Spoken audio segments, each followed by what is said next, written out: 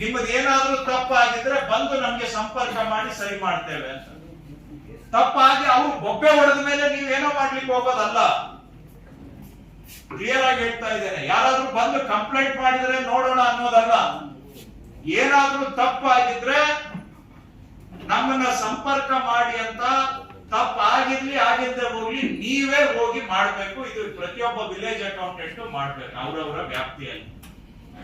ಯಾಕಂದ್ರೆ first time exercise ಮಾಡಿದಾಗ ಏನಾದ್ರೂ ಒಂದೆರಡು ಹೆಚ್ಚು ಕಡಿಮೆ ಆಗಿರ್ಬೋದು, ಒಂದು 5% ವರೆಗೂ ಆಗಿರ್ಬೋದು ಮ್ಯಾಕ್ಸಿಮಮ್.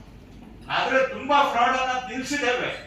ಬಟ್ ಜೆನ್ಯೂನ್ ಯಾರಿಗಾದ್ರೂ ತೊಂದರೆ ಆಗಿದ್ರೆ ಹುಡ್ಕೊಂಡೋಗಿ ನಾವು ಅವರಿಗೆ ಪರಿಹಾರ ಮಾಡ್ಕೊಡ್ಬೇಕು. ಸೊ ಈ ಕೆಲಸ ದಯವಿಟ್ಟು ಎಲ್ಲರೂ ಕೂಡ ಕಡ್ಡಾಯವಾಗಿ ಮಾಡಬೇಕು. ಇನ್ನ ಕೇಂದ್ರ ಸರ್ಕಾರ ಹಣ ಬಿಡುಗಡೆ ಮಾಡಿದ ಕೂಡಲೇ ಬ್ಯಾಲೆನ್ಸ್ ಕಂತನ್ನು ಕೂಡ ನಾವು ರೈತರ ಅಕೌಂಟಿಗೆ ನೇರವಾಗಿ ಹಾಕ್ತೇವೆ. ಈಗ ಫಸ್ಟ್ ಕಂತು ಸುಮಾರು ಒಂದು 650 ಕೋಟಿವರೆಗೂ ರಾಜ್ಯ ಸರ್ಕಾರದಿಂದ ನಾವು ಹಾಕ್ತಾ ಇದ್ದೇವೆ, ಪೇಮೆಂಟ್ ಆಗ್ತಾ ಇದೆ. ಎರಡನೇದು ಬರೋದು ಕುಡಿಯೋ ನೀರಿನ ವಿಷಯ.